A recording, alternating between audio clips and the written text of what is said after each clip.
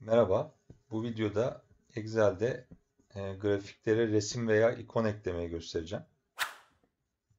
Hem de e, grafik nasıl oluşturulur, kısaca onu da tekrar etmiş oluruz. Şimdi burada gördüğünüz gibi resimler var. Bu resimleri yani internetten istediğiniz gibi indirebilirsiniz. E, Mesela böyle bir grafik oluşturmak için normalde işte çubuk grafik oluşturuluyor. Daha sonra buradaki İşte istediğiniz renk oluyor Excel'de. Burası genelde mavi olarak çıkıyor. Varsayılan olarak. Bu resimleri bu grafikteki barlara, işte çubuklara monte edebiliyorsunuz. Bu tabii çubuk grafik için geçerli. Eğer halka grafik varsa bu şekilde istediğiniz gibi halka grafikte yapabilirsiniz. Veyahut da bir sürü grafik türü var. Hangisini kullanmak isterseniz. Şimdi şundan başlayalım o zaman. Bir halka grafik oluşturalım. Yeni bir sayfa açayım Excel'de. Şuradaki tablomuzu buraya kopyalayalım. Bakın burada eğer bir tablonun sağ alt köşesinde böyle mavi bir işaret varsa o tablo olarak biçimlendirilmiştir. Yani daha doğrusu tablodur bu. Ama tabii Excel anlamındaki tablo. Yani şurada bakın zaten bir tablonun içine geldiğiniz zaman şuraya dikkat edin. Tablo tasarımı yazıyorsa bu tablo şeklinde biçimlendirilmiştir. Ne farkı var? İşte bu tip grafiklerde mesela buraya bir alan ekleyince otomatik olarak grafiğiniz genişler. Daha önceki videolarda bundan bahsetmiştim. Bu videonun da şu sağ alt üst kısmına info diye bir bölüm var. Oraya o videolardan birinin linkini eklerim. Oradan da isterseniz bakabilirsiniz. Evet, şimdi bir tane çubuk grafik oluşturacağız buradan. Öncelikle şu resimleri de bir alalım oraya.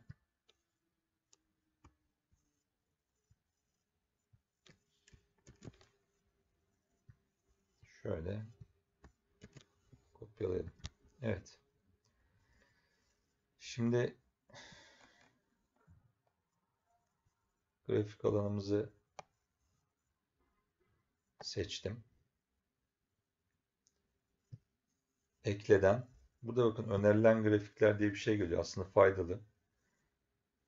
Yani sizin seçtiğiniz veri aralığına göre hangi grafikler en uygun. Excel bunu size öneriyor. Mesela ben şunu seçeyim şimdi.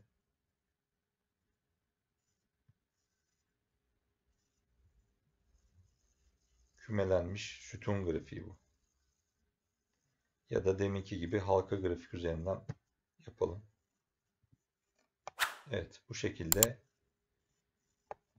satışlarım başlık, bunu isterseniz değiştirebilirsiniz. Burada da ürünlerim. Şimdi grafiğin üstünde geldiğiniz zaman zaten bu şimdi ananas yazıyor burada. %34'müş. Şimdi bir kere grafiğimizdeki halkanın dairenin üzerine tıkladığımız zaman bütün daire alanları seçiliyor bakın.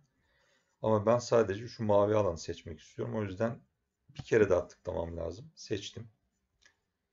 Şimdi ananası, buradaki resmi seçiyorum. Ctrl C ile. Grafiğimi tıkladım bir kere. Bir kere daha tıkladım. Bu alanı seçtim. Mavi alanı. Ve Ctrl V ile yapıştırdım. Aslında çok basit bir işlem. Ama işte dikkat etmeniz gerekiyor. Bunu tıkladığınız zaman tüm halkayı seçiyor, daireyi. Sizin resmi yapıştırmak istediğiniz dilimi seçmeniz için bir kere daha onun üzerine tıklamanız gerekiyor. Şimdi mesela bu alan neymiş? Portakal. Buradan portakalı önce buluyoruz. Ctrl C. Daha sonra grafik alanımız üzerine bir kere tıkladık. Ve portakal resmini yapıştırmak istediğim yere, dilimi, şurayı bir daha tıkladım. Sadece bu alanı seçtim. Ve yapıştır dedim. Evet. Şurası neymiş? Elma. Ctrl C ile seçtim. grafik alanımı hepsini birden seçtim ve yapıştırmak istediğim dilimi, şu dilimi seçiyorum sadece şimdi ve yapıştırıyorum. Evet, geriye kaldı muz. Bunu da seçtik. Ctrl C ile şuna bir daha tıkladım 2 kere ve yapıştırdım. Evet, aslında bu kadar basit. Grafiklere güzel görsellik sağlıyor aslında. Kullanmanızı öneririm. PowerPoint sunularınıza da ekleyebilirsiniz bu tip grafikleri, görsel grafikleri. Mesela bunun arkasına tabii ki işte grafik alanını sağ klik yaparak grafik alanını biçimlendir deyip, mesela bu şu anda çok parlak gözüktü gözüme.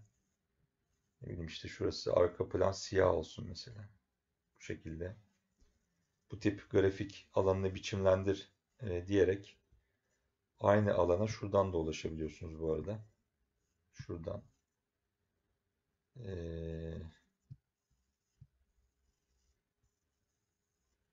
Başka stiller de var burada. İstediğinizi seçebilirsiniz ama en kolay yöntemi şurada sağ klik yapıp grafik alanını biçimlendir demek. Mesela buradaki yazı çok siyah kaldı. Bunu değiştirmek istiyorsunuz. Bunu yapmak için de seçtiğiniz zaman bir sağ klik yapın. Bakın burada metni düzenle diye bir şey var. Yani bunu isterseniz büyük harf yapabilirsiniz. İsterseniz fontunu değiştirebilirsiniz. Daha sonra da buradan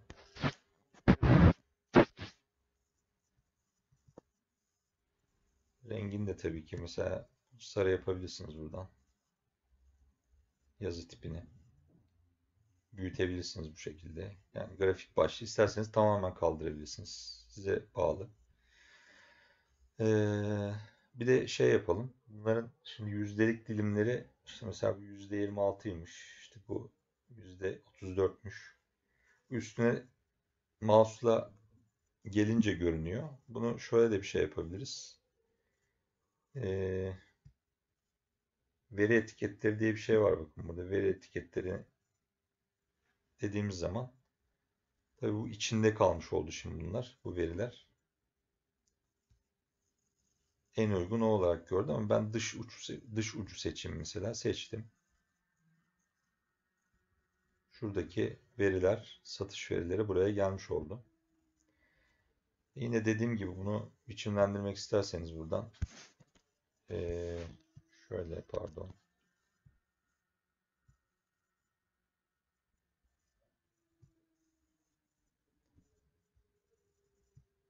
Yani bu siyah arka plana yine siyah çok uymadı. O yüzden bunları da mesela sarı yapalım. Şöyle biraz büyütelim hatta.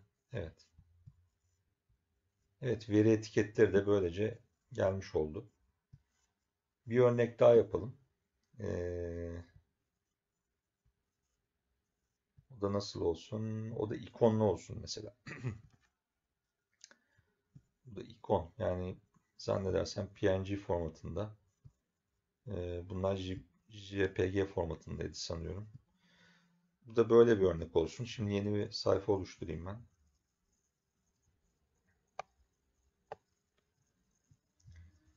Buradaki grafik alanımı, grafik veri alanımı buraya kopyaladım.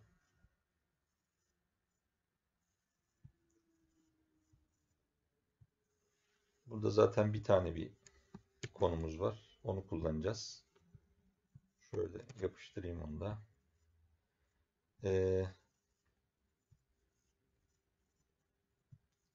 Yine grafik alanımı seçiyorum. Ekle dedikten sonra yine bir önerilen grafikleri bir göz atalım. Neler varmış? Kümelenmiş çubuk dedi. Kümelenmiş sütun dedi. Pareto analizi. %80'e 20 diye bir analiz yöntemi vardır. Onu önerdi bu da ama neyse onu şimdi yapmayalım. Bunu seçelim. Kümelenmiş çubuğu seçelim. Şurada diğerine bir daha bakayım da evet öyle yapmışız. Şunlar aslında gereksiz bence. Satırlar biraz fazla olmuş. Şimdilik bu kadarına gerek yok. Evet.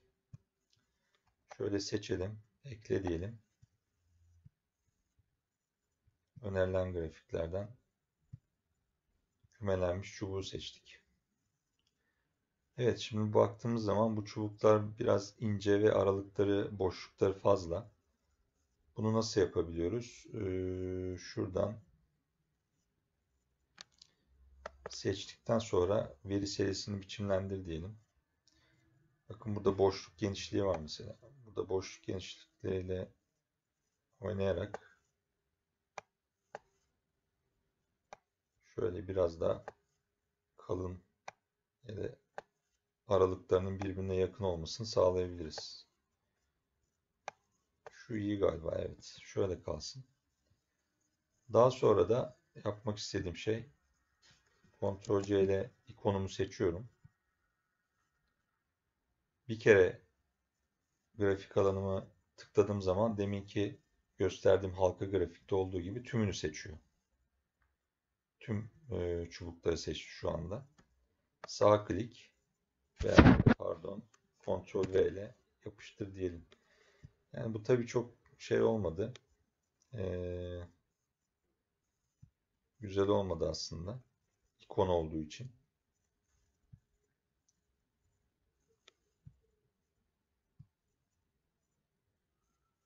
İşte her şeyde uymuyor. Mesela bu çok güzel görünmedi. O yüzden bunu yapmayabilirsiniz.